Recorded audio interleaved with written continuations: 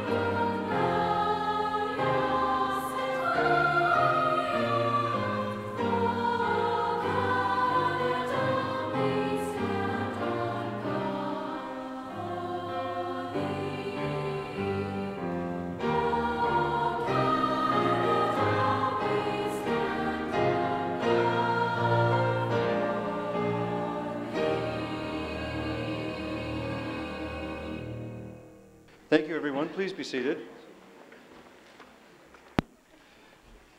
The next thing in our meeting is the opening prayer, which I give on behalf of Council and the public, followed by our moment of silent reflection,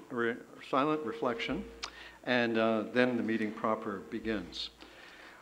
God, grant us understanding and patience that justice, truth, and honesty may be evident in our decisions. Make us mindful of the needs of the people throughout the town of Oakville. Help us govern with the wider community in mind, and so create in us a desire for progress and responsible action. We ask this in your name. Amen.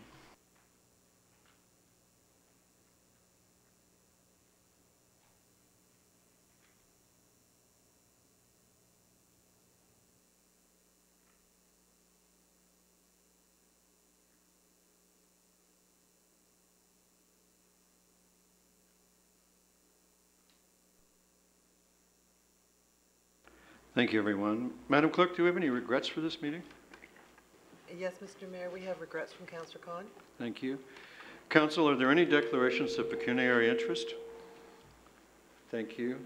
You have before you the minutes of the previous council meetings on February 13th, the 21st, and the 27th, and the confidential minutes of the closed session of council on February 27th. How do you wish to proceed? Councillor Johnston. Councillor Johnston moves adoption of the minutes. Councillor Knoll, you're seconding? Thank you. All in favor? Opposed, if any? The minutes are adopted. Councillor Giddings, I understand that there's some special people here in the audience that you might like to introduce us to. Thank you very much. There are a number of special people here this evening. The ones that I'd like to recognize at this time, however, are 4th Trafalgar Venture Company that came out. Give a wave, guys. Yeah. Our 4th Trafalgar Venturers, as well as their advisors, came out to have dinner with us this evening at the Acorn Grill, and they will be leaving us a little bit later on to have their business meeting. But I'd just like to welcome you to Town Hall and thank you, advisors and venturers, for everything you do to assist with the Cubs and the Scouts and to help us in our vision to have the most livable town in Canada. Thank you very much. Thank you for being here, and on behalf of all of Council, I welcome you too, as a former Scouter myself. And I hope that what you see tonight will not discourage you from a life of leadership in public. So now, Madam Clerk, I understand we have 10 delegations registered this evening. Would you call the delegations, please? The first delegation is Bill Smith, Treasurer and Chair of the Cultural Grants Review Committee, Oakville Arts Council, regarding the budget deliberations, which is item 3 of the 2012 Budget Committee meeting of February 9th. Welcome, Mr. Smith. Council looks forward to your information.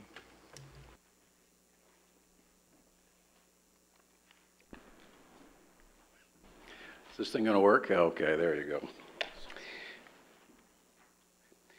Good evening, Mayor Burton and members of council. My name is Bill Smith, and I'm the new treasurer of the Oakville Arts Council Board of Directors and the new chair of the Cultural Grants Program. So I would like to thank you for the opportunity to give you an update on the Cultural Grants Program for this year and hopefully begin a conversation on the program going forward. Let me first congratulate all of you on the Queen Elizabeth Park Community and Cultural Center, which will be officially open later this month. The transformation of the old QEP High School is nothing short of amazing. The Oakville Arts Council has settled into their new office at QEP CCC. I'll just call it QEP if you don't mind. It'll shorten my speech substantially. And we're excited to work with the town in the development of this innovative and unique cultural community center. I'm pleased to inform you that the alignment between Community Art Space and the Oakville Arts Council is going along very well, and I guess I'm probably a good case in point. We have combined our resources to fully support the town in the successful development of QEP and meet the space and artistic needs of the arts and cultural groups in Oakville. We have also pledged resources to help our members build capacity, which should aid in the overall success and vitality of QEP. I would like now to provide you with the status of the 2012 Cultural Grants Program. In September of 2011, the OAC received 31 applications requesting either operating or project-based support from 27 groups, with 4 first-time applicants. The demand for this cultural grants funding has increased by 80% over 2011. These requests this year totaled $204,000, which was a 60% growth over the 2011 request level of $126,500. As you can see from the pie graphs above, we are beginning to notice a trend in the funding to other arts disciplines, with less funding to music. For the last few years, we've been working to strengthen the other arts disciplines to support having a more diverse cultural activity in Oakville. With the increase of applicants to the Cultural Grants Program and the granting pool of $98,000 by way of the town of Oakville, some of the more established groups who have received larger grants in the past, for instance, the Oakville Symphony, the West End Studio Theatre, and the Oakville Children's Choir, will be faced with the reduction in their town funding this year so that other groups can participate in the grant. While this redistribution of funds will allow other groups an opportunity to grow, we do anticipate that this will cause concern for the arts groups who have traditionally received larger grants. Don't get me wrong, the fact that the town of Oakville is willing to assist our members is to be applauded, especially in this economic environment. However, the same soft economy is negatively impacting the majority of our members. Therefore, the Cultural Grants Review Committee, as well as the board of the Oakville Arts Council, would encourage further discussions between the OAC and the town on developing a funding formula for this program to hopefully help support the ongoing significant growth of the community and resulting expected additional strain on all arts and cultural groups in Oakville. We are thrilled that the town is so willingly invested in QEP, a facility that will be enjoyed by all residents, and especially the arts groups, who will now have a very reasonably priced central space to call home instead of their garages and basements. However, notwithstanding the subsidized rates for cultural groups, they will still require help to build their organizational sustainability. To that end, the Oakville Arts Council is pleased to situate at QEP, and we're looking forward to working with the town in helping execute Oakville's cultural plan and building community capacity. The Oakville Arts Council has partnered with the town for many years in offering workshops in marketing, getting grants, creating a business plan, etc. We started the not-profit Arts Managers Working Group with the town to exchange the best practices and build our own professional knowledge base and abilities. With the current shared resources from Community Art Space, we continue to hold consultations with our membership to understand in what stage our member organizations are right now and how to best support them to get to where they want to go. We strongly identify with this statement from Oakville's cultural plan. Strategic partnerships within the community are essential, and the individuals, organizations, and businesses in the cultural sector must work together to reach larger markets and to build awareness and support. I've included this spreadsheet on the town's overall cultural funding As you can see, many programs have received increased funding since 2008, while funding to the Oakville Arts Council and the Cultural Grants Program has remained the same. Although we fully appreciate the significant strain on the town's ever-expanding budget requirements, we simply want to alert you to the stretched resources of the Oakville Arts Council and our member groups due to the continued growth of the Oakville community. The funding to the Oakville Arts Council and the Cultural Grants Program is a vital part of the cultural portfolio in supporting the community directly. The town provides the Oakville Arts Council with $75,500 to administer the Cultural Grants Program. The town entered into this understanding to ensure the arts are supported through advocacy, communications, enabling of artists and art organizations, and sustainability through support, information sharing, and networking. With the help of municipal funding to the Oakville Arts Council, we leverage another $100,000 from other granting bodies in the private sector to support our charitable purpose of growing community engagement and artistic development. It is the Oakville Arts Council's job to work together with the arts sector to reach larger markets and build community awareness and engagement. For information purposes, we have provided a chart highlighting a few other charitable arts councils in Ontario. We hope to review this in greater detail when discussing our revised partnership agreement with the town, which I understand is already in progress. For many years, the OAC has referred to a per capita funding model, where whether per capita funding is a suitable model or whether we devise our own unique funding formula, we believe both the funding to the Oakville Arts Council as well as to the Cultural Grants Program needs to be reviewed to support the community's participation in Oakville's creative activity and spaces. Before closing, I'd like to give you some facts as to how our groups are impacting the community. The 27 groups that applied this year have 1,672 volunteers who are contributing over 68,000 volunteer hours. At the minimum wage, this contribution adds up to more than $714,000 that goes to creating a vibrant and creative community. We believe that this figure is very conservative when you consider how many of the volunteers bring skill sets valued at much above the minimum wage. The town's investment in these groups helps recognize the very important work of our volunteers and those involved in enriching the creative life in Oakville. The 27 groups generated $1.8 million in revenue last year to support their services to this community. The collective audience of these 27 groups is 109,000 people who did not have to leave Oakville to enjoy and participate in the arts. Our local businesses benefit from the spin-off of this activity. Thank you for your continued support of the Cultural Grants Program. As a representative of the Oakville Arts Council and also resident of this community for more than 25 years, I know that your support of these groups provides a service that engages our community and connects people, helping foster community identity and pride, personal and social development, quality of life and place, and growth to the local economy. An investment in the arts is an investment in the community of Oakville, working towards being the most livable community in Canada.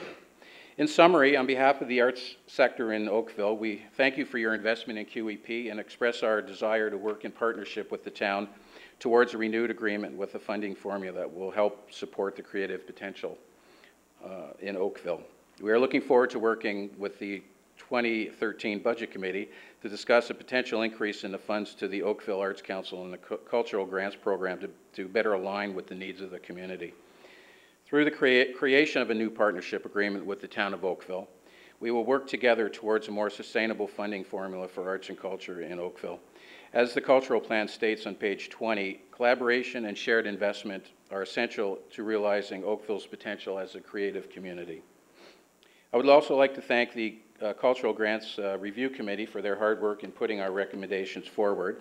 Our past chair, Andrew McIver, Maureen Lataki, Karen Karodi, and Maureen Tilson-Diamond. Please let me also thank Tricia May, Senior Manager of Recreation and Culture, for stepping in to fill the role of the Senior Manager of Cultural Services since Claire Lougheed's departure. In closing, thank you, Mayor Burton and Council, for this opportunity to address you tonight. Thank you very much for your information. Council, are there questions for the delegation? Thank you very much. Madam Clerk, the next delegation. The next delegation is Christine Elliott regarding the Oakville Trafalgar Memorial Hospital area parking study, item 1 of the Community Services Committee meeting of February 28th. Welcome, Ms. Elliott. Council looks forward to your information. Okay. I do have slides.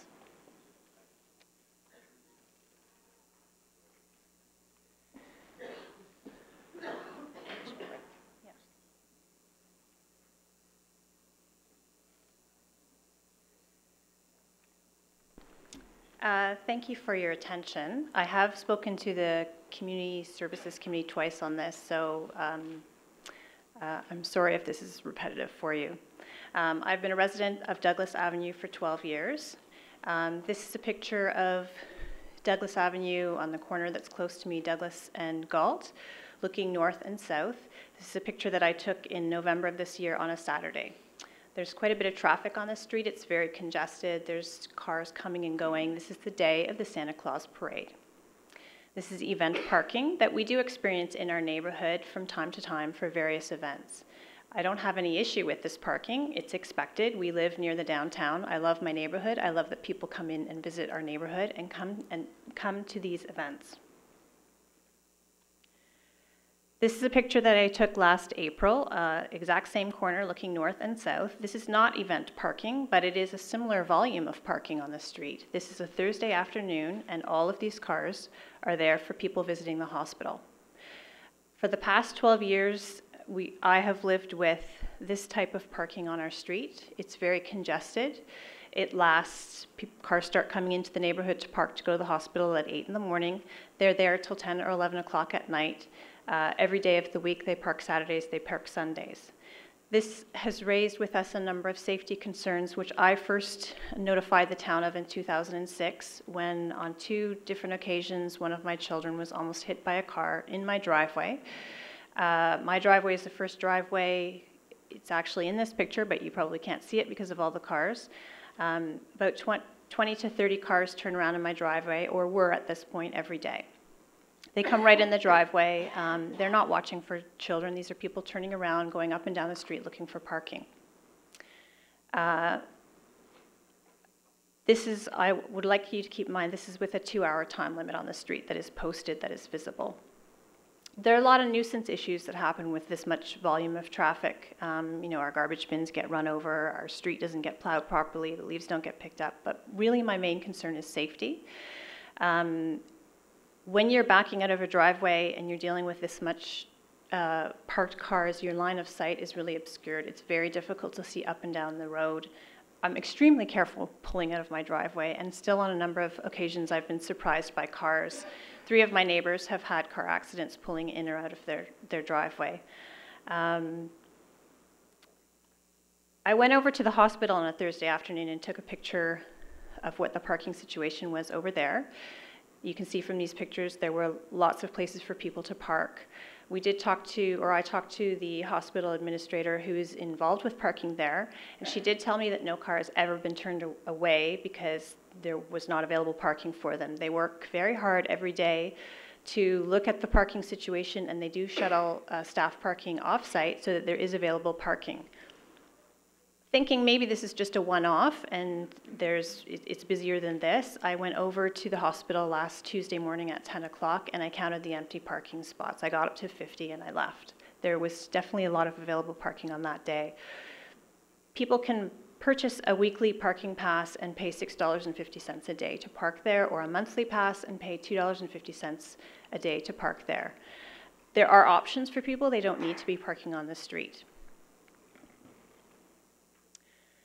These are some of the problems we have encountered with cars parking on either side very close to the driveway. This is a regular occurrence. The bottom left picture is my driveway.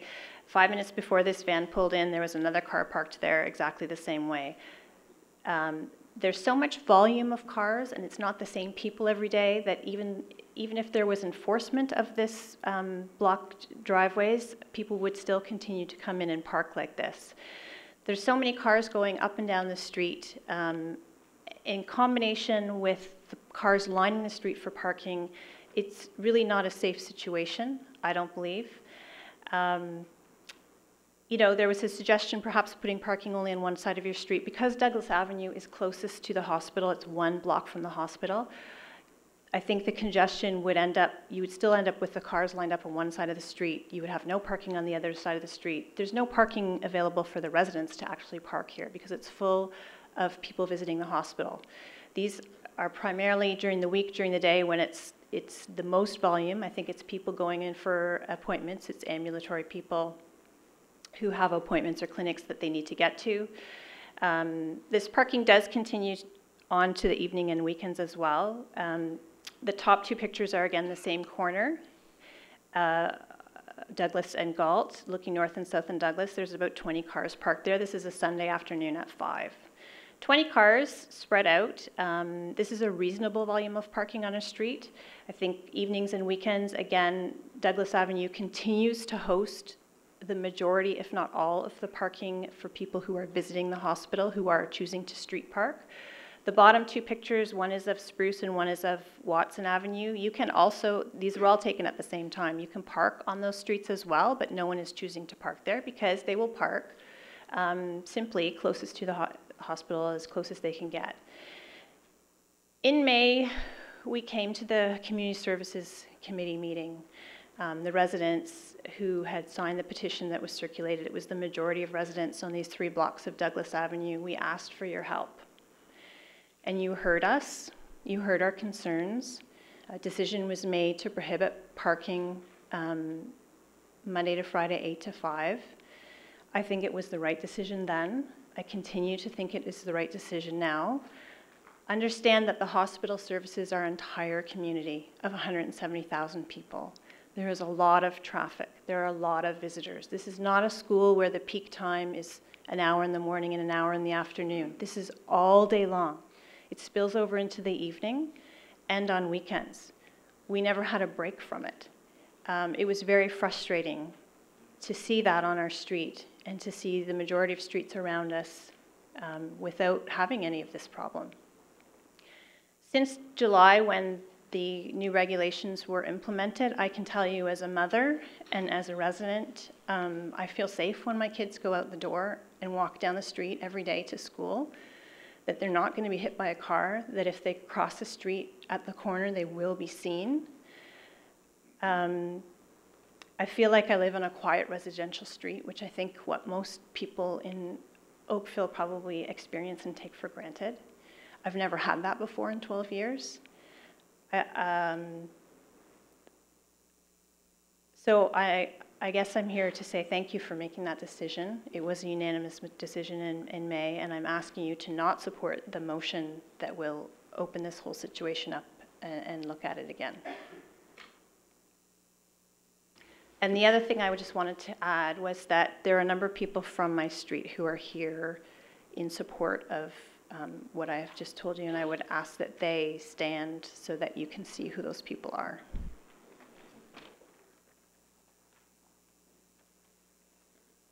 Thank you. And is this, if I can ask you a question, this means that they could but aren't going to speak? Would you like them to speak? It's all in your favor. Thank you. Okay. Thank you very much for doing it that way. Councillor DeMoss? Ms. Elliott, Councillor DeMoss has a question for you. Thank you very much for coming out. I was actually present at the Community Services Committee when you presented previously. Before the parking was restricted, were you able to park on your street when if you had friends coming or contractors coming during the day, were they able to find parking on the street before? So we did a major house renovation in 2006, and I had a lot of contractors and people for 7 months. They usually come before 8 o'clock so they could get a spot, and I had permits for them, so they were able to park. For me, during the day, people will park in my driveway if I have visitors. I would often find it a challenge to park in front of my house. Unless I was out there parked at 8 o'clock, I wouldn't get a spot. I had heard from some residents that they had issues because of the no parking, because they couldn't park in front of the street, whereas you use your driveway, is what you're saying. I primarily use my driveway, yeah. And are there people on your street who want the parking on Douglas? So when I submitted the petition, we knocked on every house in that 3-block area. I was able to speak with 30 out of, I think, 41 homes. 25 were in support of what was on the petition, and 5 were not. And we made that clear at the Community Services Committee. Like, I was very upfront about that, it wasn't unanimous, but it's hard to get, 30 people or 41 people to all agree. Since then, of the 11 homes, and there were 11 homes that for various reasons I tried 3 times every house. I think a couple of homes people were away for the winter. There were a couple of homes being built, so there was no one there. There were other homes where people were home but didn't answer the door or wouldn't answer the door. Since then, I've heard from 4 additional people. 3 were supportive and 1 was not. I'm being completely honest. I mean, like, the thing about Douglas Avenue is it's a proximity. It's a long street and it's a proximity. So if you're at either end of that 3-block area, you probably weren't getting a lot of parking in front of your house in the first place. Whereas where I live and a lot of the residents live, if you're right at that intersection or in the middle of the 1 block, you always have cars. Like, it fills up in one spot first and then gradually fans out. So I think for some people it's a critical issue and others not so much. Thank you, Councillor DeMoff. Others? Councillor Lapworth. Yes, thank you again. Could you go back a couple of pictures for me? And then I have that one there. Now I have a question for staff. All right, are any of those vehicles illegally parked? Mr. Bloomer. Through you, Mr. Mayor, yes, any car parked within, I think it's a meter of the edge of a driveway would be considered an infraction under the bylaw. Thank you very much. Thank you, Commissioner. Thank you, Councillor. Anything else? Madam Clerk? All right. The next delegation then is Lisa Forwell, again regarding the Oakville Trafalgar Memorial Hospital area parking study. Welcome, Ms. Forwell. Council looks forward to your information. Thank you very much. My name is Lisa Forwell. I live at 342 Douglas. Right when you look out my back window, you see the emergency sign. So I'm right one of the closer ones to parking. I want to make just 2 comments. One, I recently put in a pool and I'm doing a renovation and I've had no problem with contractors getting permits and parking to do their work. Secondly, I just want to talk a little bit about the safety issue. I have 2 kids, 11 and 12, and I brought this story a year ago, and I still feel very strongly about it. I had my 10-year-old playing road hockey in our front driveway, and because of all of the volume of cars that are continually parking and we're moving around, the kids become insensitive to strangers. And at that point, my son was playing road hockey. I was in the kitchen. I came out and I saw a gentleman between me and him, my son, on our driveway with an idling van at the end of our driveway. So it was very emotional. I felt that I dodged a bullet. I asked him what he was doing on our property. He said he was just looking for a leaf for his grandchild or something. I didn't get his license plate, which I obviously should have, but since having no parking on the road, it's been fantastic because the kids are way more aware if people are coming up and down the street, and it makes for a safer environment. The last thing I just want to say, which happened just before the parking was taken off our street, people will park for free and they will go to extensive lengths. There was a woman that parked her car outside of my house. She got out of her car, her foot was bandaged up, and she was limping on 1 foot heading to emergency. She was probably, I don't know, late 50s, early 60s. So I was driving out of my driveway. I said to her, do you want me to drive you to the emergency? I actually drove her to the emergency, but she didn't want to park there. It was free parking, so that's kind of how. So I just want to reiterate with I hope that you keep status quo because it's been wonderful for the safety issues on the street. Thank you. Thank you very much for your information. Questions, Council? Madam Clerk, the next delegation is Melissa Gaston, again regarding the Oakville Trafalgar Memorial Hospital area parking study. Ms. Gaston, welcome. Council looks forward to your information. Thank you, Mr. Mayor. My name is Melissa Gaston. I'm a resident of Douglas Avenue as well. First of all, I want to agree with everything that the previous two speakers have said. In connection with this proceeding earlier to both the Community Services Committee and to our councillors in response to the study that was originally done, I wrote letters on behalf of a number of households on Douglas, in both cases where we recommended that we would really like to maintain the status quo. I also have two very small children, and the improvement in our quality of life on the street since parking has been prohibited from Monday to Friday, 8 to 5, has been tremendous. I no longer am afraid to let my 4-year-old learn to ride a bike in case, he goes a little too far off the end of the driveway. We can see cars that are coming, and it's just been a real pleasure. To answer Councillor Damoff's question earlier, for part of the year before the parking prohibition was put in place, I was on maternity leave and had a mom's group once a week in my home. And it happened at about 10 o'clock in the morning on a particular day every week, and not once could any of the moms park on our street. They were blocks and blocks away because literally by 8 o'clock in the morning, those cars were right up to the end of my driveway, up and down both sides of the street. So, again, to reiterate, we want to thank Council for previously putting the prohibitions in. We'd like to maintain the status quo. I know that Council recently responded to the concerns of the residents on Darlington. While I appreciate that their restrictions are slightly more time restricted than what currently exists on Douglas, I would argue that those restrictions were put in place because the busy times on Darlington, I believe, were for the beginnings and endings of the school day. The hospital runs 24 hours a day, and like many other residents on our street, we see people at all hours. I've seen parents with small children park on our street going to the emergency room in the middle of the night. It doesn't matter.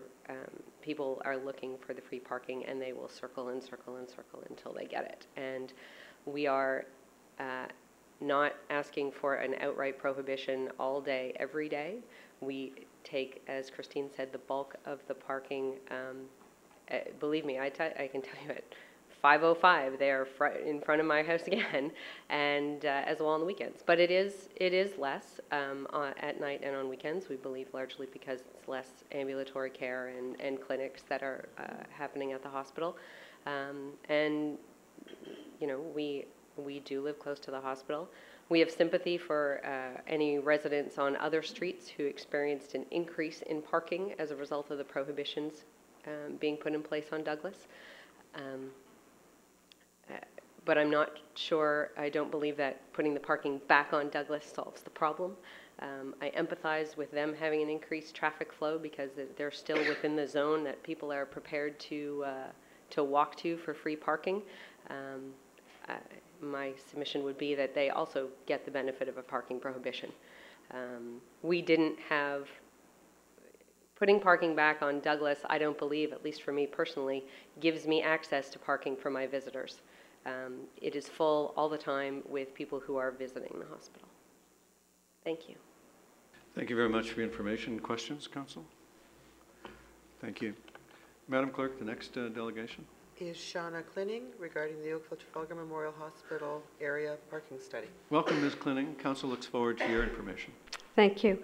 My name is Shauna Klinning, and I live at 401 McDonald Road, which is the northwest corner of McDonald and Watson Avenue. I've lived at a number of various addresses on McDonald, Watson, and Maple Avenue since 1965, which adds up to a total of 47 years in the neighborhood. Tonight I'll be reading a prepared statement on behalf of myself and 28 of my neighbors from McDonald, Watson, Maple, Spruce, Douglas, and 2nd Street who are unable to attend this evening because of other commitments. If you'd like their names and addresses, I have them with me, and I can provide them to you at the end of the evening. As I said, I've lived in the neighborhood for a very, very long time. And naturally, I've seen a lot of changes in my own neighborhood as well as Oakville in general, including what might loosely be called the urbanization of our community. This urbanization has many positives, but it also brings with it some negatives that we choose to live with when we live where we do, and that includes increased traffic and increased need for parking. I'd like to talk briefly about an event that occurred a few years ago. It relates indirectly to the issue that we're talking about this evening, and I ask you to bear with me a few minutes just while I give you the background on that. In 2007, residents from Watson, McDonald Road, the upper portion of Douglas Avenue, and surrounding streets approached the town asking for help to deal with issues involving public transit. These issues are similar, or were similar, to what we're discussing today in that they dealt with safety, noise, and traffic. If you're familiar with McDonald and Watson, then you know that the town buses run east and west along McDonald, turning north and south onto Watson Avenue. Buses are for the most part used first thing in the morning and later on in the afternoon by students traveling to and from Oakville Trafalgar High School. The rest of the time, the buses are generally empty, and they rarely stop at the stops along McDonald Road. The bus route has existed for a very long time, well before Cornwall Road was opened. Nevertheless, a group of residents got together, we approached the transit committee, and we asked them to reroute the buses off of McDonald, away from the majority of residents, and onto Cornwall. So they would turn south onto Watson, where the lights are, and past fewer homes. So effectively, this meant that the bus traffic would be shifted off of McDonald Road and placed onto the northern portion of Watson. And this is how it relates to the issue that we're talking about tonight. I believe at the meeting, I believe it was the head of the transit committee who told us in very clear terms that the town would never resolve the problems of one street by shifting them onto another. In fact, the committee stated that it was not the practice and suggested that the buses might be redirected in a few years anyway when the hospital moves. Needless to say, our request was denied, and we went home feeling a little bit disappointed. However, after some time and thought, we realized that the town's approach made sense, and perhaps our request had not fully considered the impact on others in our neighborhood. So now we fast forward to 2011, 4 years later, when a group of Douglas residents approached the town asking for help with different but similar issues, with a petition to ban parking on their street.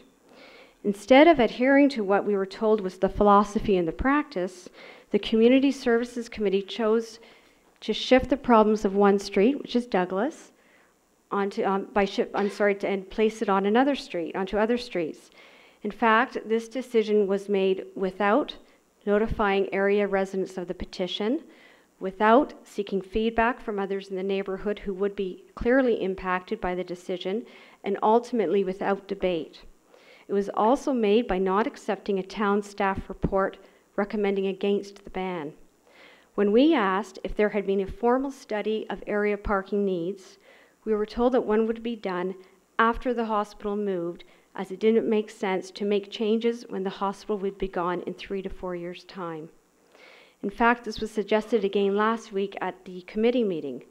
In my mind, this raises the question, why was this philosophy not applied in the first place when the original petition was tabled? The decision to ban parking on Douglas has pushed excessive parking onto much narrower through streets. The issues for the residents on Douglas are very real. However, they do not disappear when parking is banned on that one street. Watson, as I've said, is much narrower than Douglas. It connects to Cornwall. It is a through street. It is deemed an emergency route in case of an emergency, and it accommodates municipal buses. McDonald, for some strange reason, allows parking, and is now so crowded with cars that they're parked directly along the route and directly in front of the bus stop. The parking situation is now so bad that two-way traffic is not always possible during the day on these roads, and we really do feel it's just a matter of time before a serious accident occurs. Douglas Avenue residents have wanted the ban for their safety of their children, for traffic and other issues. But what of the safety of the children who live on the surrounding streets? What of the traffic, the snow plowing, the garbage, and the leaf pickup on the surrounding streets? And what of the inconvenience to whom Douglas petitioners have referred to as transients in their original petition, but are in reality individuals going to the hospital to visit loved ones or to undergo medical procedures themselves. Last week, the committee also heard from quite a number of our neighbors who live on Douglas who wish the ban lifted in order to fully live on their streets once again and to have the privilege of parking there themselves. These residents recognize that they've chosen to live on a street close to the hospital in the downtown, as I have and as my other neighbors have. Parking is a reality we must live with when we choose to live where we do. We believe that there is a very simple solution to what has become an unnecessarily divisive issue. We believe Council must support a motion for reconsideration so full debate can occur back at committee, where input is provided from the entire neighborhood impacted by the change implemented last summer. And finally, area residents are looking to Council for leadership on this issue. A compromise solution that considers all residents is surely attainable, and we expect that you, as our elected officials who represent the entire community, will find that solution. Thank you. Thank you for your information. Questions? Thank you very much. Thank you. Madam Clerk, the next delegation. The next delegation, excuse me, is Kat Allen regarding the Oakville Trafalgar Memorial Hospital area parking study.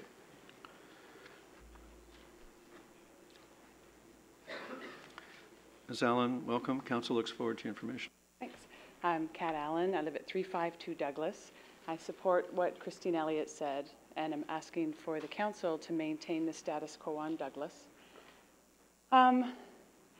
And last week I did say, and I'll use the word again, the 3 blocks at the top of Douglas are asking for a reasonable burden of parking to be put on our street.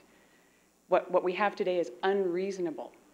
And it does not surprise me that once you've supported us and you've given us some respite on this unreasonable burden, or from this unreasonable burden, that now you're hearing from surrounding streets. Because now they are walking in our shoes and they don't like it any more than we did. And so I kind of thought we might be back here talking to you, but I kind of thought we'd be back here supporting our neighbors on Watson and the other streets when they came forward. And as we followed Spruce's example of Spruce suffered an unreasonable burden from the hospital parking, and they came to you and asked for some respite, and you gave it to them. And then a few years later, we have come forward and said, we are now suffering that unreasonable burden. Can you please help us? And you did. And I kind of thought I'd be here arm in arm with Watson and the other streets who are now seeing what we have been living with, because they certainly don't want it either. And they're coming forward, but I'm surprised they're not coming forward saying, hey, we too think this is an unreasonable burden for neighborhoods to endure. I'm all about reasonable. And the parking restrictions that you have given us only apply Monday to Friday, 8 to 5. They don't apply to evenings. They don't apply to weekends. And when I worked, 7 to 7 until 5, 6 years ago, I didn't even know it was such an unreasonable burden. So if we have neighbors who don't get it, I guess I'd like to have a chance to say, what do you do during the day? Because those of us who are here, it's an unreasonable burden to live with. So I guess I'm just reiterating what Christine's asked for. Thanks. Thank you very much for your information. Questions, Council? Thank you. Madam Clerk. The next delegation is Sean McNamee, again regarding the Oakville Trafalgar Memorial Hospital parking area study.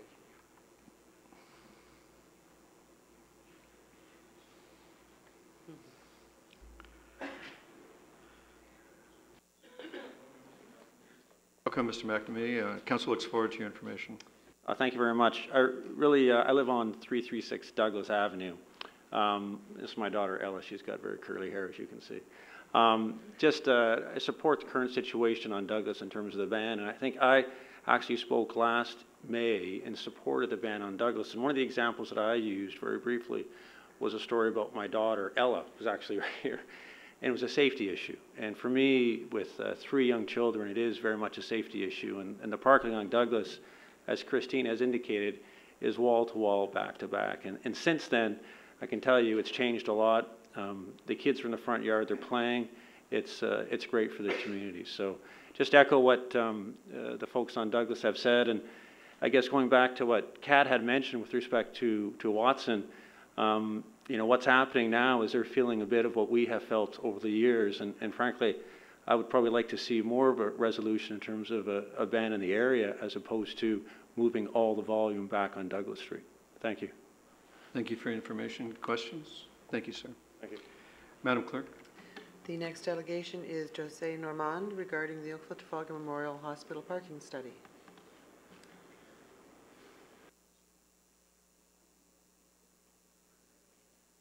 Ms. Normand, welcome. Council looks forward to your information. Thank you very much. I live at 356 Douglas Avenue, very close to McDonald, and I'm here to support the status quo on our for parking in our street, restricting parking in our street. And I want to support our neighbors because I've been through this 4 years ago. Actually, I have no parking in front of my house right now, and it's been that way for 4 years. Because of safety issues, so I went to the town 4 years ago and asked that the no parking sign be moved all the way across to the end of my property so that there would be no cars parking in front of my house because of safety issue. I have a very narrow driveway, and I think that people, I don't know if resident of Watson and other streets I've noticed, but on our street there are many very narrow long driveway, unlike other streets. I counted actually 5 today just on my block. I've never really paid attention to it, but today I did. And it's very difficult to back out of a very narrow driveway, especially when cars are parked, you know, very close to it. And my big issue with the reason why I went to town 4 years ago is because I've had people park and block my driveway completely many times. And because I knew they were possibly people using the hospital, visiting sick people or whatever it was, getting tests, I felt a bit guilty about calling the tow truck to tow their car away. So a few times I had to actually stay at my homes and wait till the person came and moved their car. So that's why I went to the town. I thank you for helping me, and I hope that this parking restriction will be kept in our street. Thank you for your information. Questions? Thank you, ma'am. Madam Clerk. The next delegation is Pat Finnerty regarding the Oakville Trafalgar Memorial Hospital area parking study. Mr. Finnerty, welcome. Council looks forward to your information. Thank you. I'm also a resident of Douglas Avenue. I would like to support the status quo, and I also support the information shared by my fellow residents on Douglas Avenue. I just want to comment on enforcement. I'm not quite as kind-hearted as Jose. We, in fact, have had to call multiple times when people were blocking our driveway entirely. On no occasion did anyone come to tow the car within a couple of hours, so we have to pull across our grass to get out onto the street across the curb. So enforcement, I'm sure there are other priorities for the traffic folks, but enforcement is not rapid, and it is not infrequent that your driveway is blocked, much more seriously than the pictures you saw. So I am concerned even with a partial resumption of parking on the street. It is a safety issue. Quality of life is much better since the change, so I support continuation of the status quo. Thank you for your information. Questions? Thank you, sir. Madam Clerk, the last delegation. The last delegation this evening is Gord Robb, again regarding the Oakville Trafalgar Memorial Hospital area parking study. Mr. Robb, welcome. Council looks forward to your information. Thank you. My name is Gord Robb, and I live at 328 Spruce Street, and I'd just like to speak in defense of the people on Douglas Avenue. I won't reiterate a lot of the concerns because they were my concerns in 2007 when Spruce Street requested your assistance in putting together parking restrictions on Spruce. Spruce, like Douglas, is equidistant from the hospital. If you put a compass in the middle of the hospital and you went from Douglas to Spruce, or the hospital to Douglas, and the middle of the hospital to Spruce, you get about 380 meters to the middle of the building. So Spruce Street does get a bit of a triple whammy in that it gets McLaughlin, it gets the Medical Arts Building, and it gets the hospital. Now, in 2007, this council, or not this council, but the previous council, thought it was a wise decision to provide us with those restrictions, and I thank them for that. I'm a little amazed that we're trying to talk about the ad hoc nature of this, the presentations that come forward, because like a zoning application, it's ad hoc. So as there is concerns, people want them dealt with. The people of Douglas came to you and said, deal with our concerns. You voted and said yes, and you voted unanimously. You voted unanimously for Spruce Street. I am sympathetic to all people in the area that have parking concerns, but they, if they have them, they should come to you with their petitions and say, we have a problem and we need it dealt with. So, so having said that, and you've heard all the issues which surround safety, surround deprivation of services, not to mention quiet enjoyment of the street and the ability to use parking when that's available for the people who actually live on the street. I guess I'm very concerned that there is a notice of a motion to be brought forward by Mr. Giddings and I guess seconded by Mr. Byrd, because as I understood it, this parking study was ordered. A third-party parking study was commissioned back in, I don't have the date in front of me. Staff reported on it and provided that information to the Community Services Committee last week.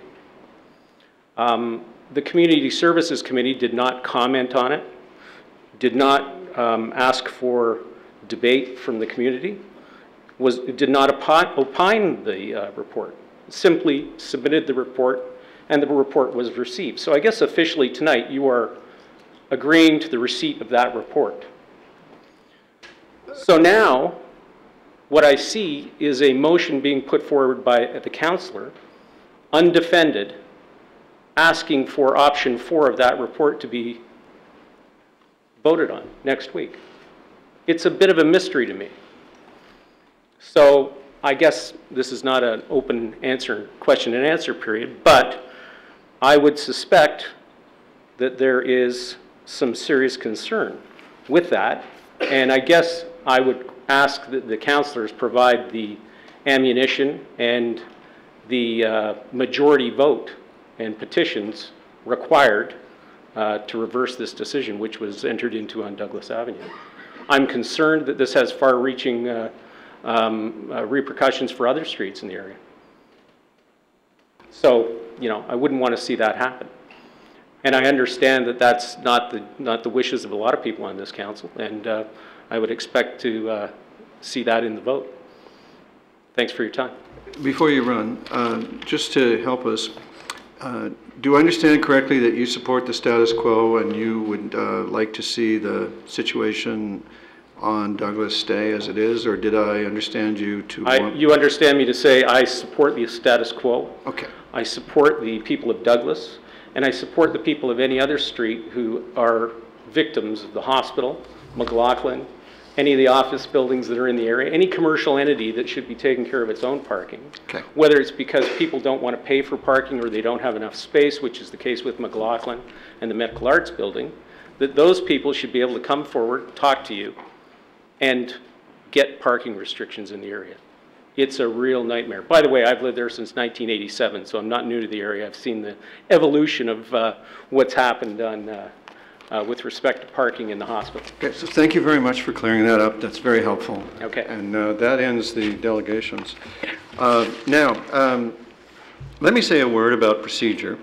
To try to make this as respectful as possible of the members of public who've come out tonight, we'll move the agenda about just a touch to deal with this issue next, so that you're not put to more trouble than you have to be.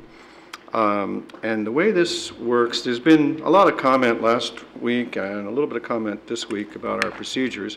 We inherit our procedures, we on council, and by and large they seem to work. And I take note that they don't always look easy to understand, if you've come to council for the first time or something. But I think if you'll bear with me, you'll understand what's going on.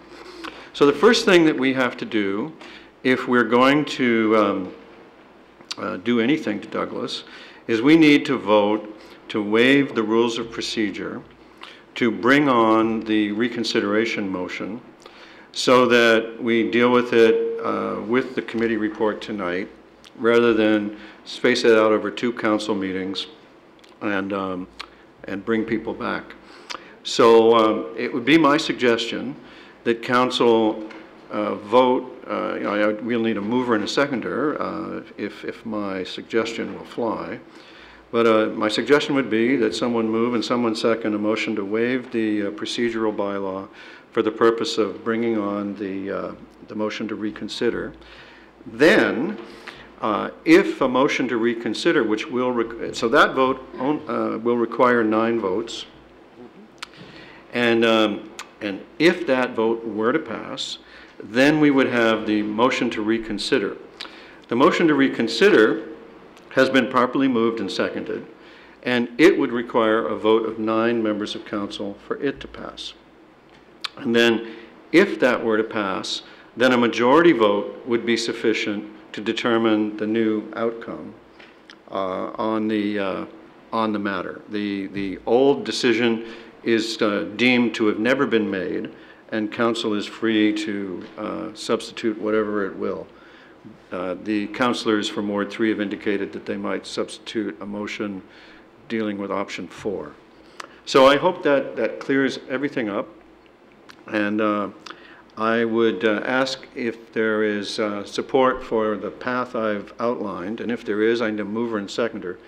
I have a mover in Councillor Elgar. I have a seconder in Councillor Grant. All in favor? That appears to be at least 9 votes. That carries. Now that allows us to put the motion to reconsider. And the motion to reconsider is debatable, and I'll call on the mover if he'd like to offer any debate on it.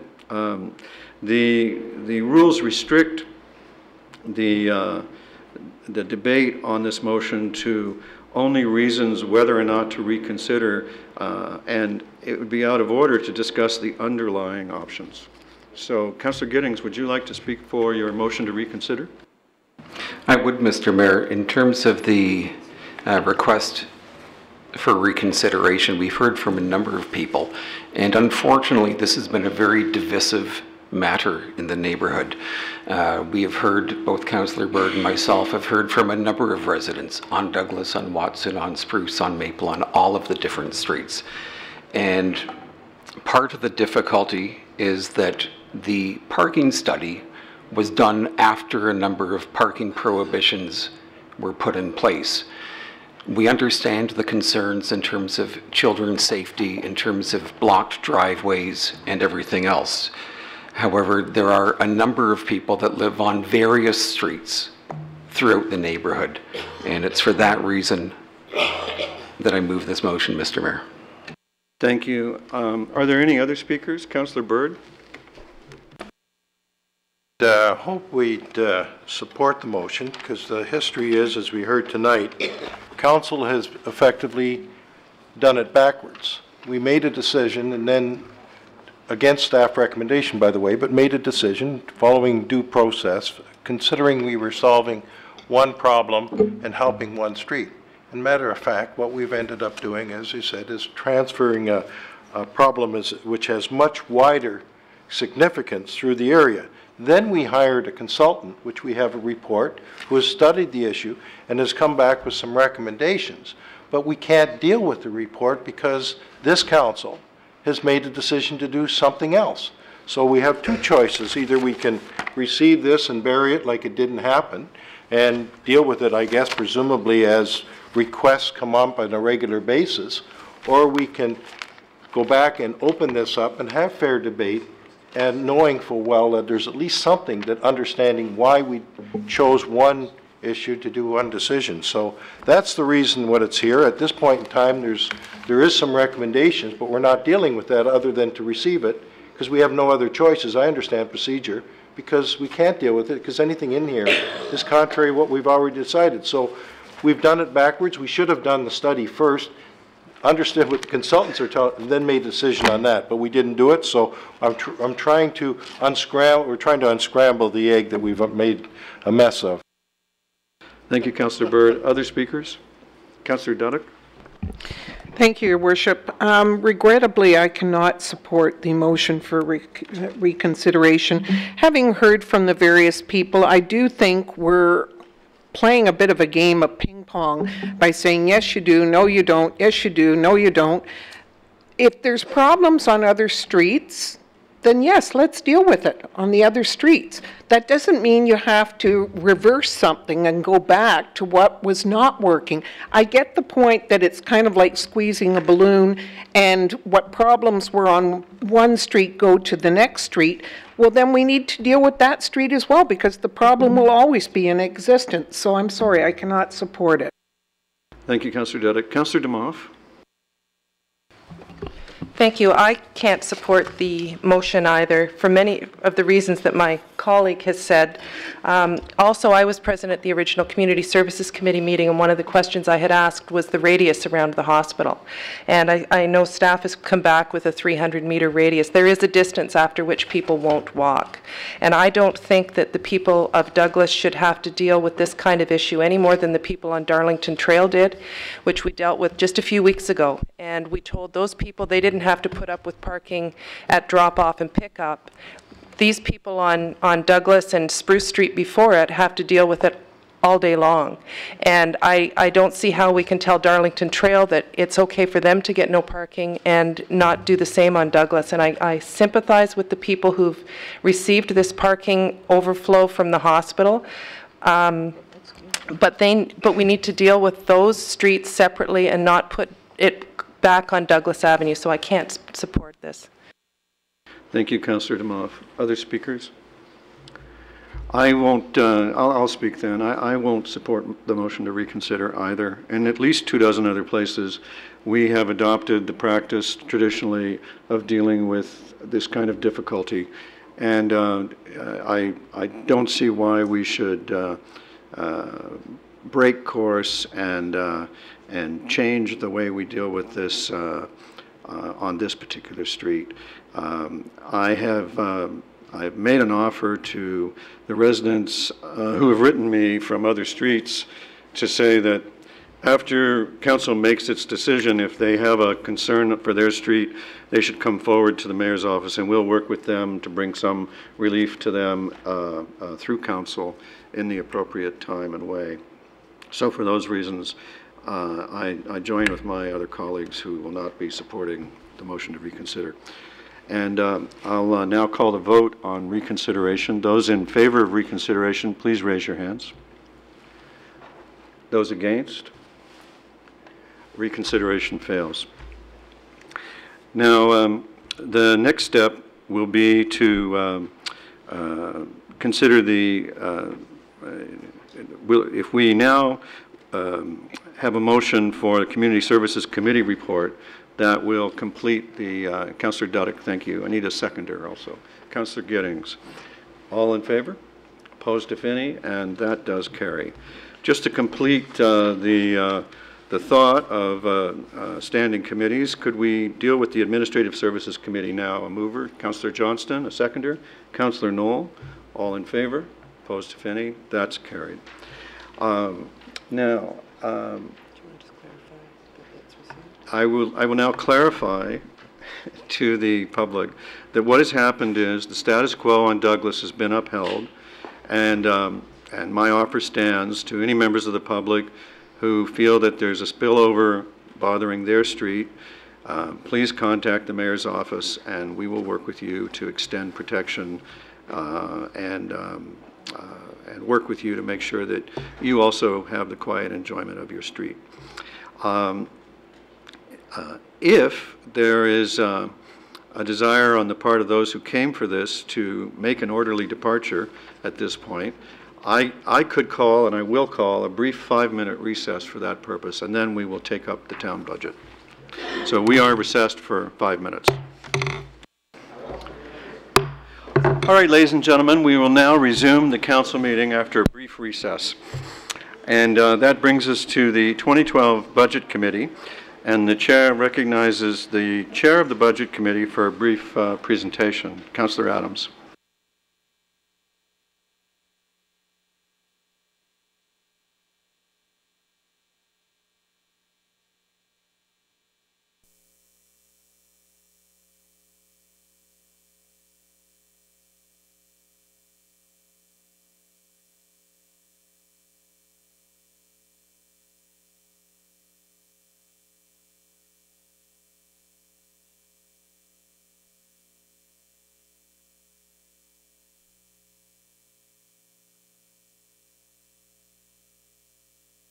Budget Committee for 2012, there we're on.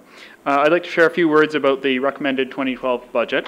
As I share my comments about the hard work that's gone into these recommendations, I'd like you to consider the position of long-term financial strength that we've moved Oakville into, and that protects Oakville into the future. The members of council, you'll recall, I think, that we set a number of guidelines to direct staff in the preparation of the budget. And the first and perhaps most important was setting a guideline of keeping overall tax increases in line with inflation.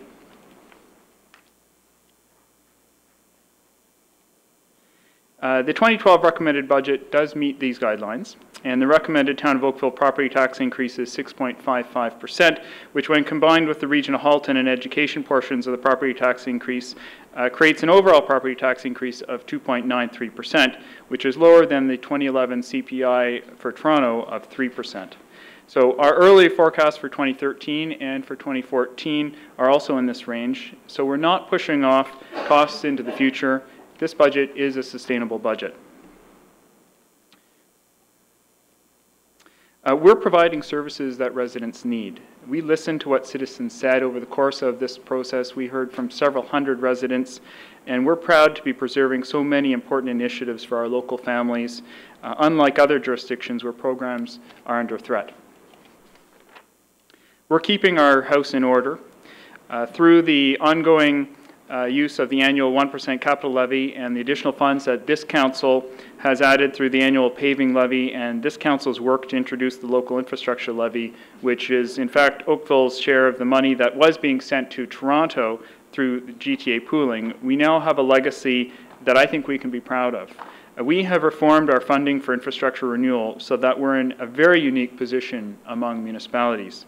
Our funding for replacing decaying infrastructure now equals its rate of depreciation. Oakville's financial flexibility is strong and growing. Our plan reduces tax-supported debt this year, and we have plans that will reduce it even further over the course of the next 10 years. And total debt, including debt not supported by taxpayers, will be reduced even further this year, adding to our financial flexibility.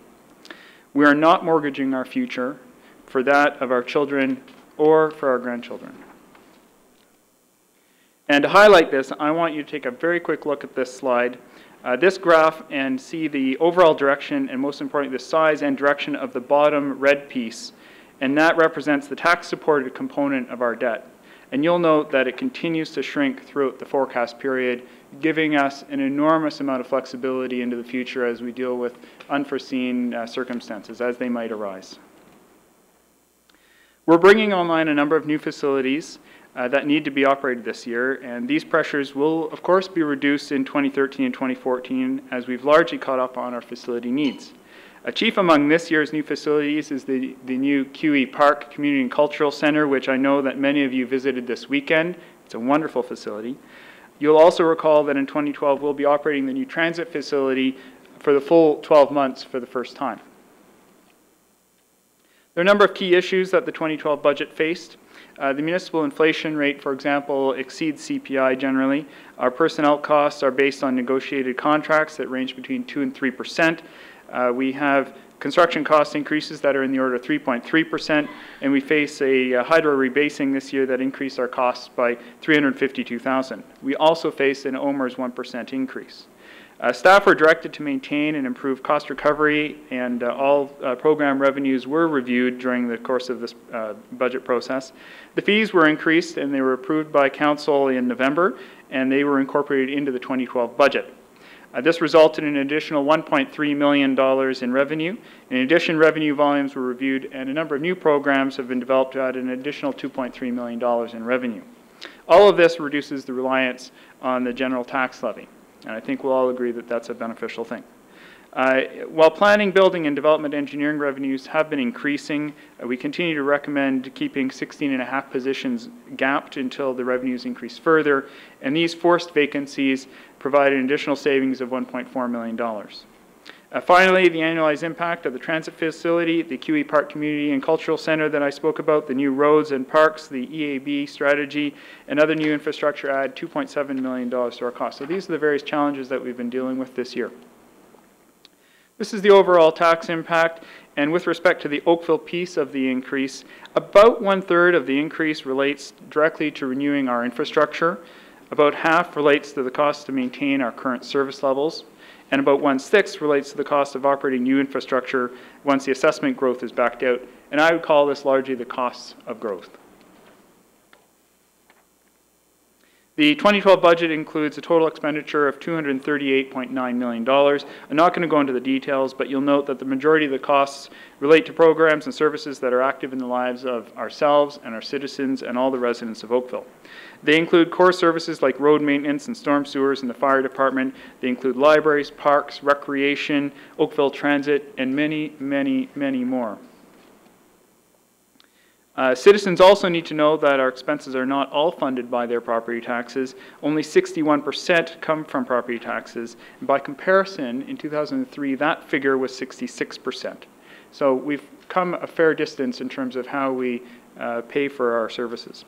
The rest will, of course, come from other sources, most notably the various fees and charges for programs and services that Oakville provides. 22% will come from these fees in 2012. Of the $145.9 million in tax dollars that we're proposing to be raised in 2012, the largest share will actually be going to renewing our capital infrastructure, which I spoke about earlier. And this is followed closely by funding for the Oakville Fire Services, and you can see the other areas of tax levy support here. I want to highlight that our forecasts for 2013 and 2014 are for reduced increases for the Oakville share of property taxes. This reflects inflation, it reflects the operating impact of new capital projects, the annualization of the QE Park Community Center, which is opening partway through this year, additional firefighters for the new fire station in North Oakville. It also reflects no new requests, and that's an important point to continue to consider into future years. It also includes efficiency reviews that we'll be conducting in 2012 and 2013, and that we expect to be producing an additional $750,000 in permanent savings. Combined with the regional and provincial shares, these will produce overall increases of 3% and 2.8% for 2013 and 2014 respectively, and I'm quite confident that when we get to those years, we'll come in better than those forecasts. On the capital budget side, of the nearly $72 million in capital funding in 2012, a substantial portion relates to getting around. This is the #1 issue that we hear about from constituents is transportation. In fact, 6 of our top 10 projects relate to road improvement, road maintenance, or transit. So in summary, I'd like to thank the members of our staff who have spent a great deal of time preparing for the 2012 budget and going through that process. In particular, I'd like to thank Gord Lalonde and Nancy Sully for their work during the process. Thank you to both of you. Nancy has a great team of finance professionals who we don't get to see every day, but they're working with her behind the scenes, and they're the various relationship managers that work with each of our program areas, and without them, it would be significantly harder for us to be making good decisions with good information. So thank you to them. I'd also like to thank the members of the public who have taken the time to approach us with their thoughts and concerns throughout the budget process. They've truly helped guide us in our decision making. We've heard from several hundred of them during our pre-consultation, during the various open houses, during the TV Cogeco event that we held, during the Twitter event that we held. We've had a lot of interaction with our constituents. And finally, I want to thank you, my council colleagues, for the trust and support you've provided during the budget process. You've all taken the time to review the budget. You've all taken part in public discussions about the budget. I know that each of you have been asked by various people about different elements of the budget, and I've seen and heard the intelligent questions that you've brought forward to the budget discussions. So through this process, you've each represented your constituents well, and I thank you for allowing me to lead this process once again. So if I can get a few of you to stand up for me. So to Mayor Burton and Councillors Elgar and Councillors Johnston and Councillor Demoff, thank you for your service to the 2012 budget process and to the residents of Oakville. It's hard work and difficult decision making, so thank you to each of you. Now, to Mayor Burton and Councillors Dudek, Giddings, and Knoll, if you wouldn't mind standing up, you're next on deck for 2013. So you'll all be back here in a couple of months dealing with the 2013 budget, and thank you for the efforts that you'll be making on behalf of the residents of Oakville and for this council. The recommendations that you'll be making will be considered, I expect, in December this year. So this is a two budget year for this council. So, Your Worship, it's my pleasure to move the recommendations of the Budget Committee at the appropriate time. Thank you very much again, and if you've got any specific questions, we've got all the books and materials right here to deal with them. Thank you, Mr. Budget Chair. I have indications of question or other interest from Councillor Robinson and Councillor Demoff to open with anyway. Councillor Robinson. Thank you very much, Your Worship. And Mr. Budget Chair, I realize that the budget is finished, and so it should be for this particular event, but I have one question, and I'm not going to try to ask for any money. The storefront library issue in Bronte was tentatively committed for 2010 and then 2012, and it missed the cut both times. Where do we stand now? I think we're into our Parks and Rec plan here, aren't we? Through you, Mr. Mayor, as you can appreciate and as you probably know, the library is going through a bit of a review at this point. Part of that review in their strategic plan, they'll be bringing forward their recommendations and where that might fit, as well through our Parks, Recreation, Library consultation process. We'll get some input into that process as well, and then be able to forecast it and include it in our 10-year forecast and get back to members of council by perhaps the end of the year. So we should have a better idea, you say, about the end of this year. Okay, thanks.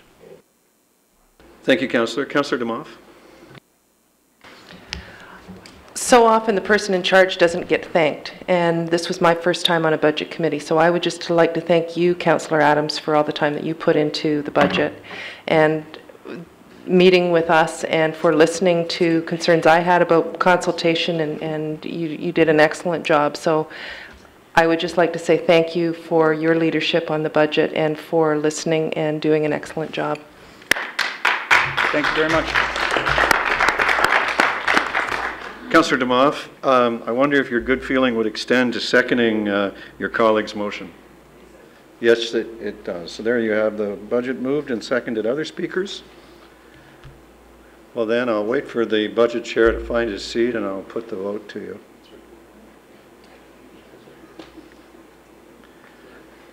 Councillor Giddings. Just looking for clarification in terms of Appendix C, Gerlach Gardens. I know that came up at budget in terms of entering into discussions with Oakville Galleries. I just wanted to confirm the wording here. It says a further report be brought forward to council on options, including potential timing of the severance.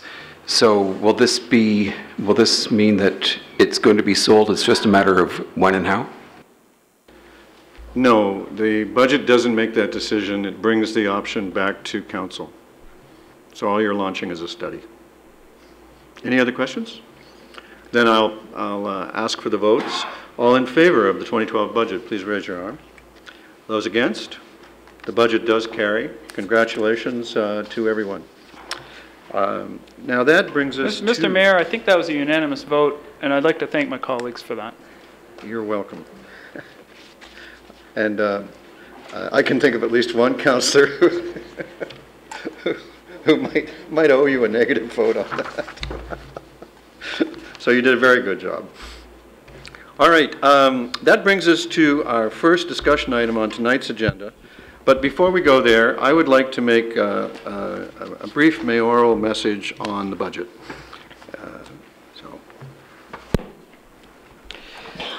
Each year's budget is about the progress we are making on our path to create Canada's most livable town, for ourselves, for our children, and for our grandchildren. Together, we are focusing on a clean environment and increasing livability, as well as value, efficiency, and performance. We're building strong reserves. We meet our infrastructure renewal needs now on a pay-as-we-go basis. I'm incredibly proud of that. Cities around us are borrowing for these needs. We don't need to do that. This year, like last year, we've held the overall total tax increase to the level of CPI or less, as we promised. And that was the unanimous direction by Council to staff and the Budget Committee last year. And they have delivered. Now, we might wonder what will happen to taxes in the years ahead, and you've seen our forecast. I believe we can expect to keep future tax increases at or under CPI, even as we continue to create Canada's most livable town. We will meet all of our needs, and we will stay within our means. Before we set out to do all the catch-up that we are doing, we realized that the costs to operate new facilities will increase our taxes. So almost 5 years ago, the first thing we did was to shift the town to performance-based budgeting, PB2. PB2 has helped us find millions of dollars in operational efficiencies. In the path ahead to become Canada's most livable town, staff will use PB2 to reorganize delivery of our services and programs for even greater value and efficiency. And we also are creating a plan called Vision 2057 to guide our town to our 200th birthday in 2057 without ever falling behind again, fiscally, socially, economically, or environmentally. We have great work ahead of us. Our work will create our town's future. This is the time, and we are the ones who will make the big 20 and 40-year decisions that will shape the rest of our build-out as Canada's most livable town. And because we are a community who can picture our future with such inspiration, passion, and engagement, when we work together with creativity and imagination, our only direction is onward and upward. I congratulate you all on the progress we've made, and I look forward to working with you further towards our goals. It's been wonderful working with you so far. Thank you.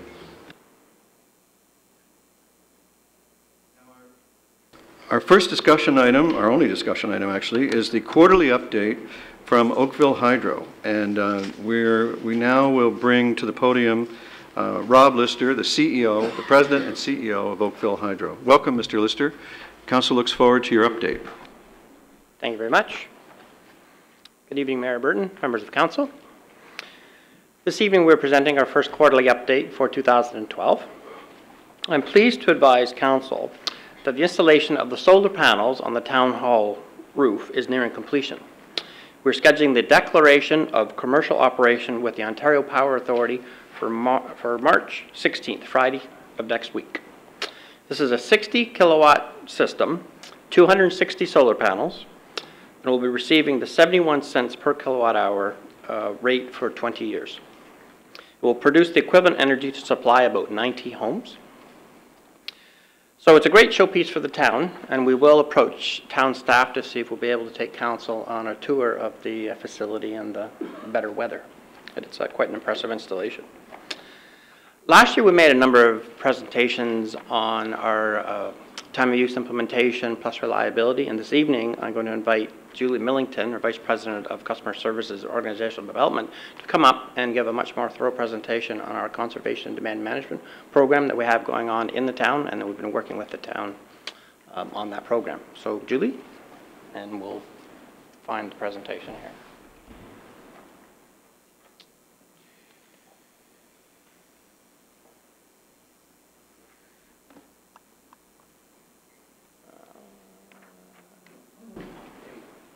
There you go. Hi. As Rob mentioned, I'm Julie Millington, the new Vice President of Customer Services and Organizational Development. I joined Oakville Hydro in November.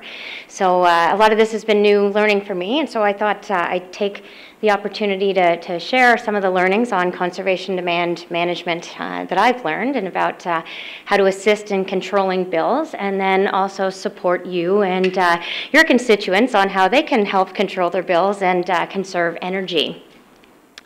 So, whoops. So what is conservation demand management? It really means reducing the amount of electricity, or conservation, and using it more efficiently, which again is conservation, and shifting the time when you actually use energy and electricity. So that's the demand management piece. Through the Green Energy Act, conservation demand management became part of the core requirements for local distribution companies. The province actually set a mandate of over a period of 4 years, we're in the second year right now, of achieving a reduction of 1,330 megawatts and 6,000 gigawatt hours. So Oakville Hydro was allotted a portion of that requirement for us to assist in hitting the targets. So we have 21 megawatts and 75 gigawatt hours that we are attempting to reduce over that 4-year period of time. And our targets are actually a condition of our distribution licensing through the Ontario Energy Board. So it is an option for us to meet these targets. It's an absolute requirement for us to hit these targets. And so it is imperative for us to get the conservation demand message out to the public, and help people understand that it's a requirement for them to make changes in order to assist us in meeting those targets. We are actually working with residents and businesses to understand what programs are available, and what are some of the things that they can do to actually help manage their bills, but also to manage their energy and electricity usage. SaveOnEnergy.ca is a website that has a listing of a lot of the different programs that are available, both for residential and businesses. Time of use rates was actually a mandated requirement, but the idea is to encourage customers to conserve by shifting consumption to off-peak hours. And it's a mandatory requirement, but it can. The idea was that it would be neutral as far as costs to consumers, but that it would be in an effort to actually change when they're utilizing their electricity, so that it lowers our peaks and moves the energy usage and electricity consumption to times that will help us to meet our targets.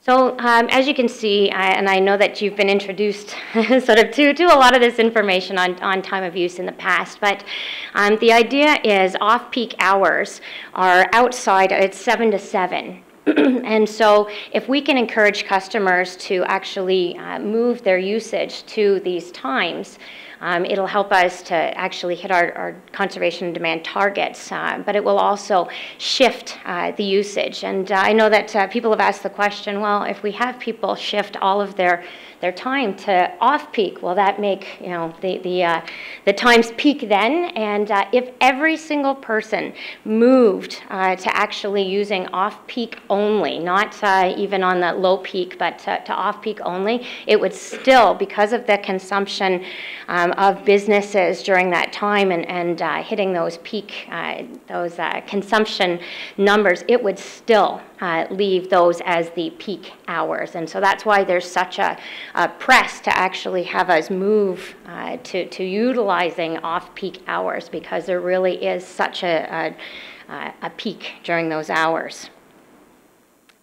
So some of the residential programs that are available in Oakville are listed here, but on the saveonenergy.ca, you can actually see the different programs as they come and go, and over the course of the next 3 years, and ongoing past that, but when we're really striving to hit the mandatory requirements, you'll see programs come and go, and they'll be updated on the website, and it is also linked through the Oakville Hydro website as well, so people can go in and they can look and see what's available. And so there's things like programs, which is for purchasing power bars, so that when people leave, they can actually turn their power bar off, stop any phantom usage during that time, and then when they come home, they turn it back on. So people can actually receive discounts in stores for purchasing, and for purchasing light bulbs that, LED lights and low consumption bulbs.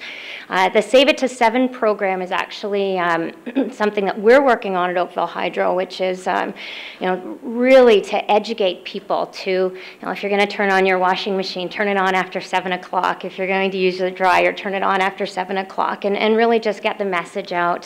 So you'll see, some marketing materials in support of that, and information on our website about that. But, I encourage you to, read about the different programs that are available, and be able to direct your constituents to the saveonenergy.ca site, so that you can tell them, how they can save on their bills, because I know you get asked, how do we save on our bills?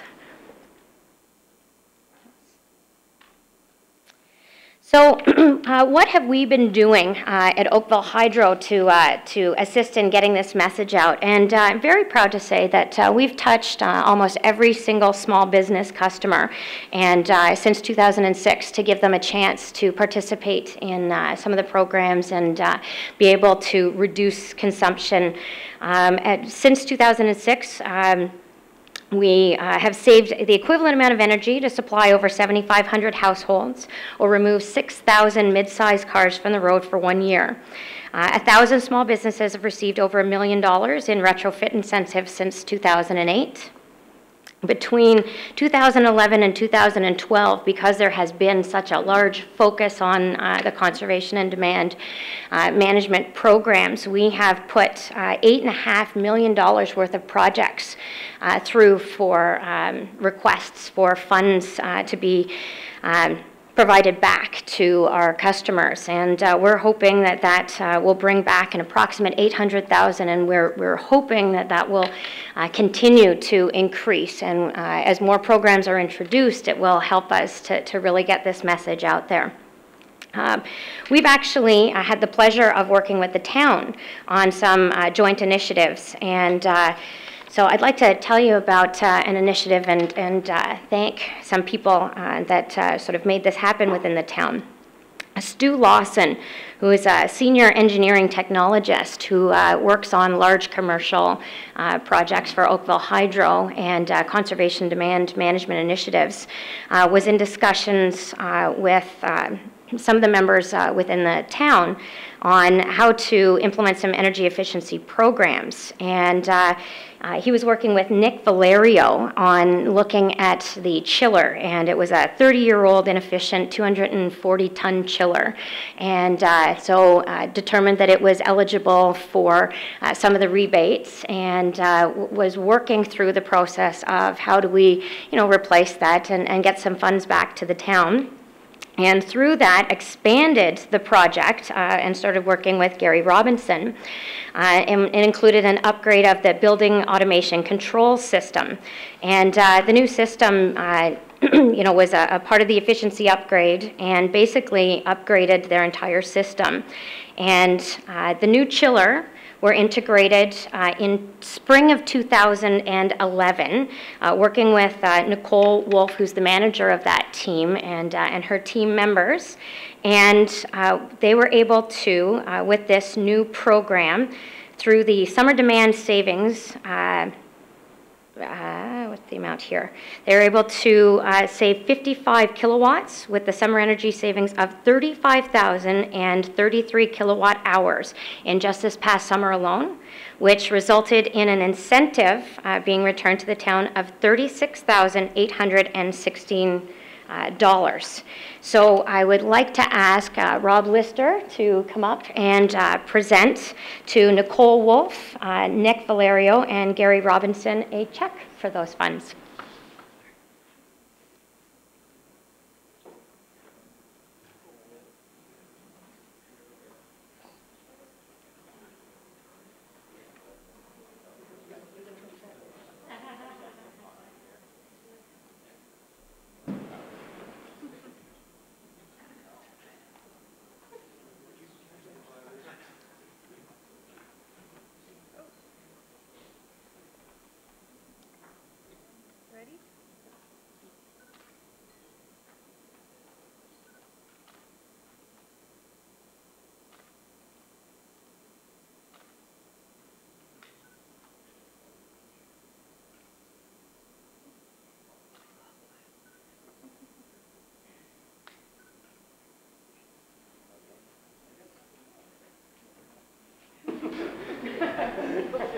Thank you very much. I must say, it's very nice to have a demonstration of efficiency that even brings money back to the taxpayer right after you've boasted about efficiency. So really appreciate it. Exactly. Well, we really appreciate the town for allowing us to do this project, and look forward to actually working on many additional projects going forward. We also, look forward to working with the community on energy conservation and demand management, and making sure that we share the message and, sort of make a joint investment in getting these projects implemented and figuring out how to get funds back into the economy. So that's where my request comes to you. I am looking to have you assist us in reaching our targets, and I would ask for each councillor to take the Conservation Champion Pledge. And basically, we're looking to you to be the spokesperson to your constituents, both commercial and residential. Help us get the message out there. Help us to direct customers to the saveonenergy.ca website, the oakvillehydro.com website, and look for opportunities to encourage both residential and commercial customers to take advantage of these programs. I mean, the idea is to help them save on their bills while also helping to meet our targets and reduce consumption and conserve energy. So I have asked Suzanne Matter, who is the Municipal Energy Conservation Officer for the town, to help me. And so I have given her a plaque for each of you. They're personally made for each person as a pledge. And what I'm hoping is, so I'm not going to put everybody on the spot today. What I'm going to ask is that you contact Suzanne and you get your plaque and you post it in a big prominent in a prominent place in your office, or sort of wander around, put it in the car window, carry it to events with you. But get to know what programs are available and how you can help us and how we can help convey the message so that we can hit our targets together. Thank you very much. Thank you very much. Questions? Councillor Elgar, Councillor Knoll. Thank you very much for the presentation, and I think everybody will take you up on that offer. My question is, the time of use building went in, relatively early last year, and do you have results to date that you can share with us to show us, everyone, what Oakville residents have done to date on this? As far as the switch to time of use? Or, yes, the consumption usage, how it's switched from the, where it was the peak, during the peak period, where it's moved to off-peak. How are we as residents of Oakville doing? Actually, that is a very good question, and I don't know the answer to that. I know as far as people calling in and asking questions about time of use, we've been, sort of able to talk to.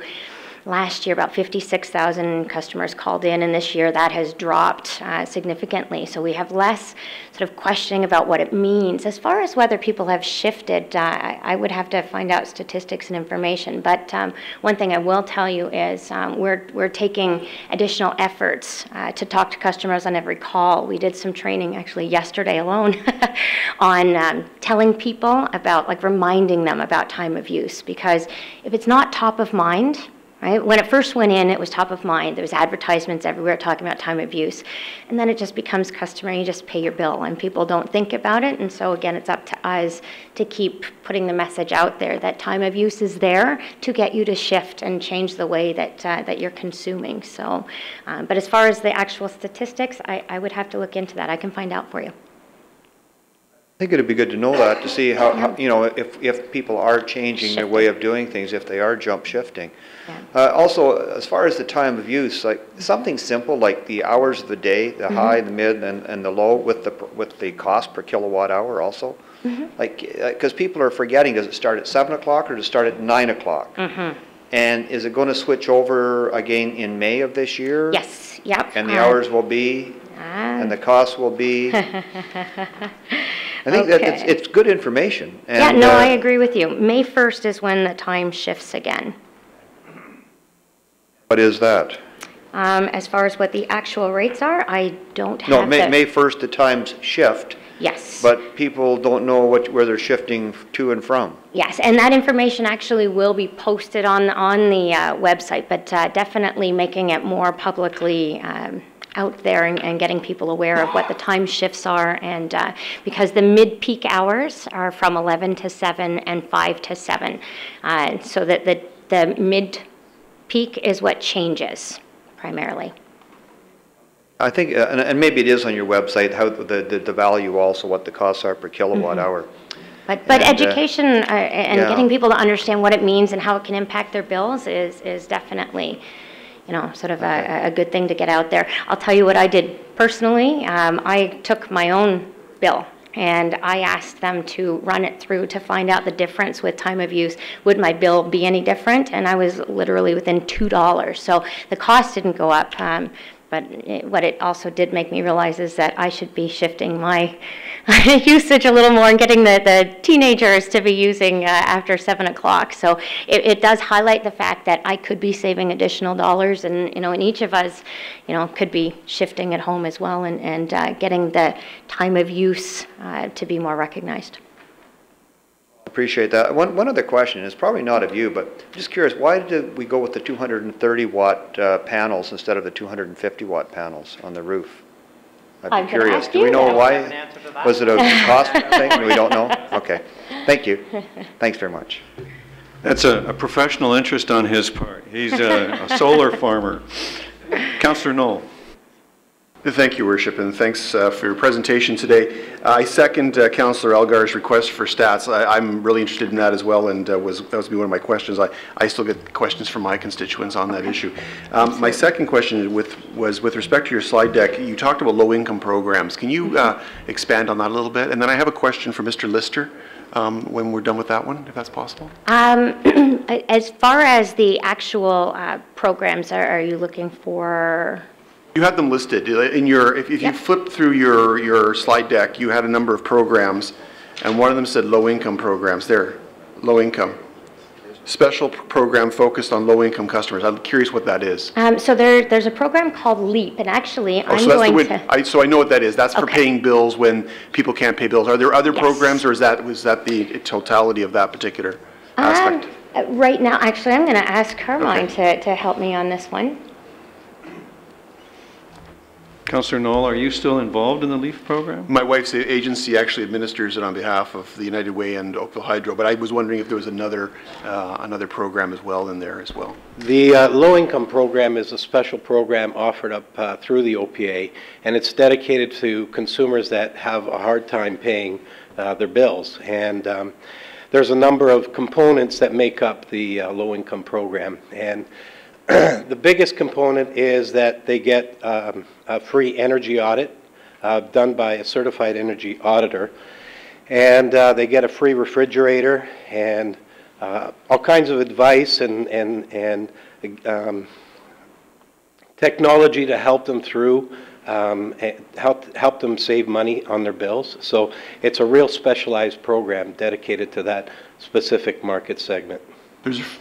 They get a free refrigerator? That's for certain customers that qualify, yes. If the refrigerator that they currently have is a very inefficient refrigerator, as part of the program, they get a much more efficient refrigerator. Really, that's interesting. Is it possible? Is there any collateral material that you can circulate on the program? Absolutely. We're just putting that together right now. In fact, we're just finishing an RFP process to select a vendor to help us manage that program. That's wonderful. Thank you for that. And I do have one more question for our new friend. You had mentioned that you had your bill analyzed. Is that something that the general public can do? Can they call in, or is there something on the website where you can actually pose that same question and get the response? Yes. Right now, we are working on improving the eCare program, which is the online access to information. There is a facility to do that right now. It's not simple and it's not easy. And so one of my mandates as the VP Customer Services is to look at making that an easier process. So getting on eCare itself is a complicated absolutely. process. Absolutely. And me getting onto eCare, the reason I had to ask internally was because it was a tough process. So it was a learning for myself that, it's not easy. So what some of the, things we're working on is to make it easier for people to access and to be able to get information on their own bills. That'd be great, thank you. And then, Your Worship, Mr. Lister, if I Mr. can. Lister is available. Thank you. Mr. Lister, the news of February seemed to be the Drummond report from Queen's Park, and there were a number of issues that relate to LDCs and the distribution of hydro in Ontario. I wonder, has the board and the corporation considered the implications and been monitoring that situation? And what can you tell us about that? There's a board committee that has had some discussion on the Drummond report, and we have a board meeting coming up at the end of the month, which we'll be talking about it a little bit more. But one of the main themes of the Drummond report is the need for consolidation of the LDCs across the province. Thanks. There was some discussion of eliminating the clean energy benefit that the government put in place. There were some recommendations that relates to the PILS tax regime that have to do with taxes. But essentially, probably the most significant recommendation, it would be a rationalization of LDCs on regional lines. Has now there's an organization that all the LDCs belong to, I believe, in Ontario, correct? I can't remember the acronym. Electricity Distributors Association. Have they taken an active role in addressing this report and responding to it at all? And if they have, is there a position paper that can be provided for? There is. There hasn't been a formal response to the Drummond. There's been a fair amount of input into the regulatory reform and the issues around it, but there isn't actually a document out that formally responds to it on behalf of the association. But there's no shortage of documentation and reports that speaks to the various issues, of which I could be happy to provide. Yeah, the only other thing I would ask is that when the committee meets, if there's some position paper on the part of the corporation itself, that can be circulated to council. That'd be my personal request. I'm not sure if my colleagues are on side with that, but I would like to know how the corporation is analyzing the risk and I guess how they're going to deal with the potential implications of any changes that come, if they do come at all. Okay, we can provide that. Thank you, Worship, Councillor. and thank you to Mr. Lister. Councillor Grant. Thank you, Mr. Chair. Following up on questions about LEAP, just as we're getting statistics about time of usage, which I'm interested in as well, I'd be interested in seeing if access to the LEAP program has increased in any way, or at least see some kind of year-over-year usage in the community. And further, I know you have programs for commercial and you have programs for residential. I'm wondering, we do have a number of nonprofits that own their own buildings, and I'm wondering if there are any, what category would these nonprofits fall into? I think that would have to be sort of looked at on a case-by-case basis, because they absolutely would qualify for some of the programs. And basically, the best bet is to contact us and have them contact us, and we'll go through the process of determining which programs they could qualify for and how we could assist. And we do spend a lot of time actually working with different organizations and companies, telling them what they would qualify for and how they go about applying for the rebates and helping them through that process. So, I mean, we're making concerted efforts, so absolutely get them to contact us. I know of one nonprofit you could be expected to hear from the next week or so then. All right. Absolutely. Thank you very much, Thank Ms. you. Mayor. Thank you, Councillor. Other questions? Thank you very much to Oakville Hydro for attending and providing the information. Councillor Knoll and Councillor Grant, would you favor us with a motion and a second to receive the report from Oakville Hydro? Thank you. All in favor? Opposed? That does carry.